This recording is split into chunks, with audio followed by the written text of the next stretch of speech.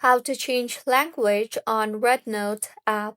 Hello everyone, I am Bishaka and welcome to our channel. Now let's get right into the tutorial.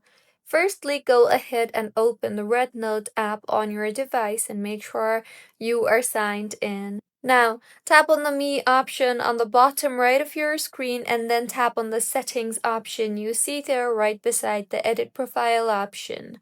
Further, tap on the General option you see there and then select the Language and Translation option under the Display tab.